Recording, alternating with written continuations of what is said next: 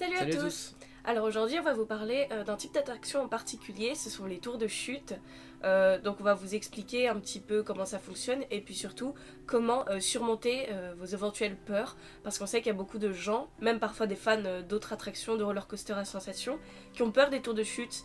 C'est quand même un flat qui a tendance à attiser beaucoup d'appréhension. Les peurs dont on va parler dans cette vidéo, ce sont les peurs de l'accident, de la panne, donc de rester bloqué par exemple en haut de la tour, et la peur de la hauteur et le vertige, ce qui bloque beaucoup de personnes. Donc on va commencer par la base. Qu'est-ce que c'est qu'une tour de chute? Donc une tour de chute, en fait c'est une attraction qui est organisée autour d'une tour, et puis il y a une nacelle qui va être accrochée. La tour peut avoir une hauteur qui peut varier, et en fait la nacelle va monter et descendre. On va commencer par vous parler des principaux types de tours de chute. Et donc on va citer des modèles célèbres et surtout qui sont parlants pour la plupart des gens vivant en France en tout cas. Donc on va parler surtout de modèles de tours qui se trouvent en France. Donc le modèle un des plus célèbres qui existe, c'est les Space Shot du constructeur SNS. C'est une tour qui fait en général une cinquantaine de mètres, enfin en tout cas on s'élève à une cinquantaine de mètres, ça fait un peu plus. Mais la nacelle forcément ne va pas jusqu'au sommet. Et ça fonctionne à air comprimé, donc en fait il y a de l'air qui est emmagasiné avant le lancement, et en fait la tour va décoller directement, très rapidement, quand l'air sera relâché, parce qu'en fait il y a à l'intérieur un piston, et ce piston va se remplir d'air, ce qui va tirer le câble et donc élever la nacelle. Et ensuite en fait l'air va être relâché, et ça va s'inverser, le piston va remonter et la nacelle va redescendre. Voilà, il y a plein de modèles comme ça qui font un genre de décollage très rapide. Donc on en trouve déjà plusieurs en France, de tours de ces types. On en a à Walibi-Rhône-Alpes et il y en a dans plein d'autres parcs. Il y en a encore une ou deux je crois en France, et il y en a partout dans le monde. Donc je vais vous parler de la peur de l'accident dans ces tours de chute. En fait, il n'y a vraiment pas à s'inquiéter comme dans chaque attraction, parce que c'est extrêmement sécurisé, toujours un risque d'accident mais il est infime. Et là en fait, étant donné qu'il y a de l'air qui est envoyé dans le piston et ensuite qui est relâché, ça ne peut pas lâcher quoi, il n'y a pas de risque pour la sécurité. En plus souvent il y a énormément de sécurité au niveau de l'attache, parce que voilà, en général on a un harnais, une ceinture qui verrouille le dessous du harnais, et même parfois une autre ceinture qui passe sur la taille. Donc il n'y a vraiment pas à s'inquiéter, et puis comme pour toutes les autres tours dont on parlera. Donc le deuxième type de tour de chute très répandu aussi, c'est les tours qui ont une montée très progressive, qui se bloquent en hauteur, et puis qui ont une chute extrêmement rapide, enfin ça varie selon les tours. On va vous parler d'un modèle précis, c'est le modèle Skyfall du constructeur Funtime. C'est par exemple la tour de chute du donjon de l'extrême au parc Nigloland. Donc cette tour en particulier elle fait 100 mètres de haut, et elle a une vitesse de chute qui va jusqu'à 115 km/h. Et donc, alors on n'est pas sûr exactement de ce qu'on va vous dire, mais ça serait la 7e plus haute tour de chute du monde. Mais voilà, on n'est pas trop sûr parce que les classements sont peut-être pas complets. Donc concernant la peur de l'accident dans ces tours, donc il faut savoir que le moment le plus risqué, on va dire, c'est le freinage. Ces tours sont freinées grâce à des freins magnétiques, donc des aimants, qui fonctionnent avec de l'électricité. Mais c'est pas activé grâce à l'électricité, au contraire. Les aimants en fait vont avoir une fonction de freinage lorsqu'ils sont pas alimentés en électricité. C'est pour ça que pendant l'ascension ou au moment où la tour se retrouve bloquée en hauteur, l'électricité qui arrivait dans les freins va être coupée, il n'y a plus d'électricité qui arrive dans les freins, et donc ils vont devenir actifs. Et quand la tour va tomber, eh bien, elle sera freinée et la descente se déroulera normalement. Voilà. Et avant que la chute soit déclenchée, la machine attend la confirmation que les freins soient bien actifs. Donc c'est obligé que ça fonctionne. Et donc il faut absolument pas avoir peur, même en cas de coupure de courant, puisque comme les freins fonctionnent lorsqu'ils ne sont pas alimentés en électricité, la coupure de courant ne va absolument pas altérer le freinage et la chute se déroulera normalement. Le prochain modèle dont on va parler, c'est un modèle qu'on peut retrouver un peu partout dans le monde, mais avec très peu d'exemplaires. Il y en a 4 il nous semble, et c'est en fait la Tour de la Terreur. On a envie d'en parler parce que c'est un modèle assez particulier quand même, et qu'on est amené à faire quand même au moins une fois dans notre vie, parce que c'est vraiment une attraction mythique des parcs Disney. Donc la Tour de la Terreur, c'est aussi une tour de chute, mais indoor, donc ça se passe en intérieur, même si par moment on a des portes qui s'ouvrent pour voir le paysage des parcs Disney.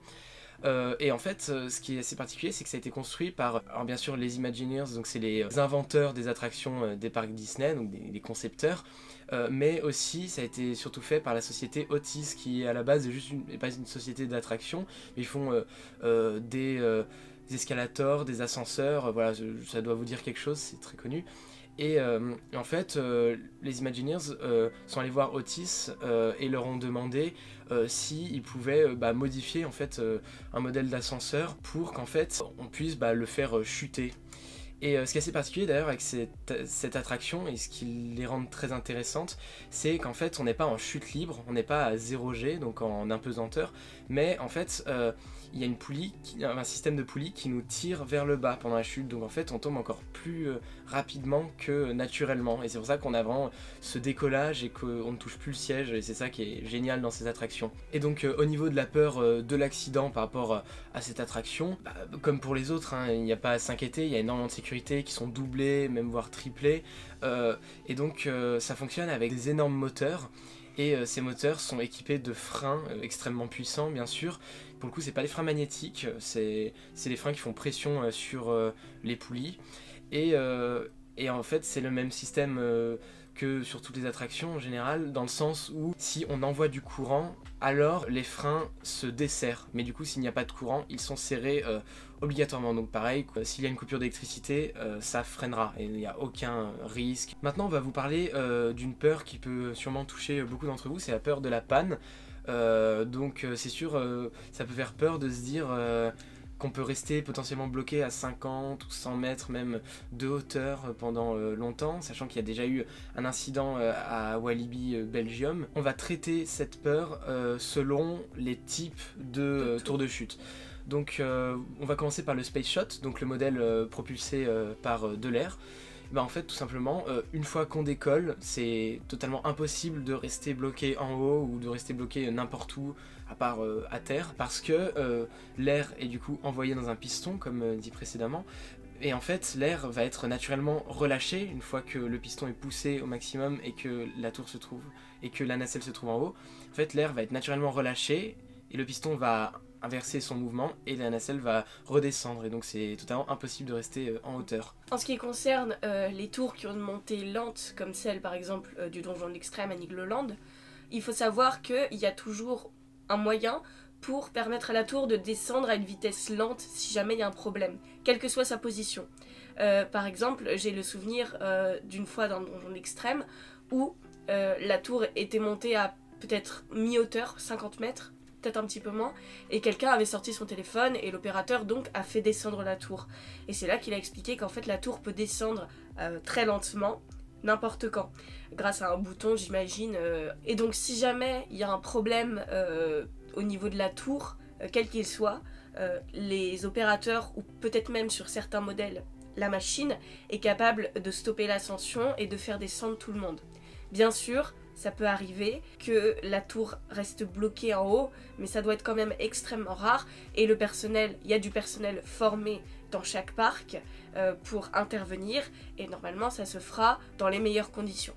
Et à notre connaissance, d'ailleurs, à Nigloland, sur le Donjon de l'Extrême, il n'y a jamais eu d'incident avec des personnes qui sont restées bloquées en haut, c'est extrêmement rare. Justement, puisqu'on en parle dans les journaux quand ça se produit, c'est extrêmement rare. Il faut savoir que le système de chute du Donjon de l'Extrême, en fait, il y a un catcher, donc c'est un petit véhicule qui ressemble à une nacelle aussi, et qui se trouve en haut de la nacelle, et en fait il descend, il est tiré par un câble et un système de poulie. Donc un moteur enroule le câble et le déroule, et donc le catcher descend et en fait s'accroche avec une sorte de crochet à la nacelle.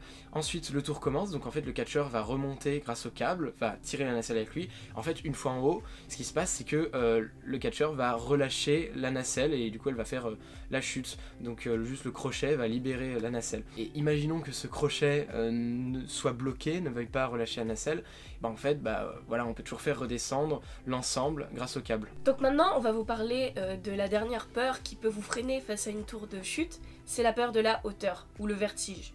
Donc déjà, notre conseil c'est de commencer par des tours qui sont petites. Il y a différentes tailles, il y a même des tours qui sont conçues pour les enfants, mais c'est accessible par tout le monde, comme par exemple la tour du petit fantôme à Nigloland ou le petit vapeur à Walibi. Aussi, vous pouvez commencer par des space shots quand vous montez un petit peu en hauteur, comme le totem à Walibi Rhône-Alpes, parce que comme vous êtes éjecté très rapidement, vous avez moins l'appréhension de la montée qui peut quand même faire beaucoup monter le stress, comme par exemple le donjon de l'extrême à Nigloland, les 100 mètres de montée, même quand on n'a pas le vertige, ça attise beaucoup de stress.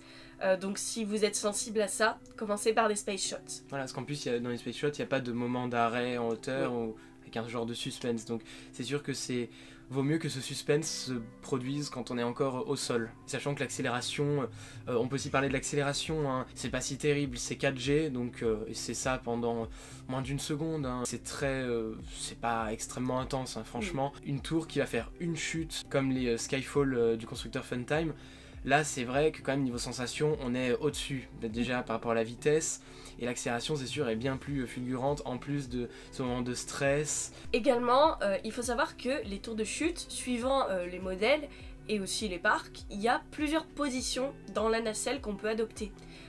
On peut citer par exemple la tour à Frépertuis City, qui a 4 variantes. Donc il y a la position assise basique, il y a la position un petit peu penchée comme ça vers l'avant, la position debout et la position debout sans sol, donc les pieds dans le vide.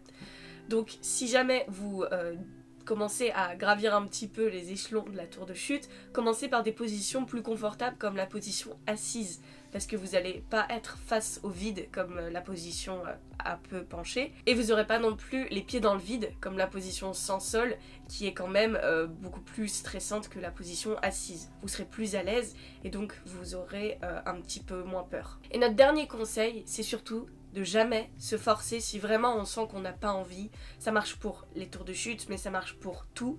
Si vous n'avez pas envie de faire une attraction, que vous avez vraiment trop peur, ne vous forcez pas et ne laissez pas les autres vous forcer, parce que vous allez créer un espèce de traumatisme entre guillemets, et vous allez plus jamais pouvoir en refaire, et c'est vraiment dommage.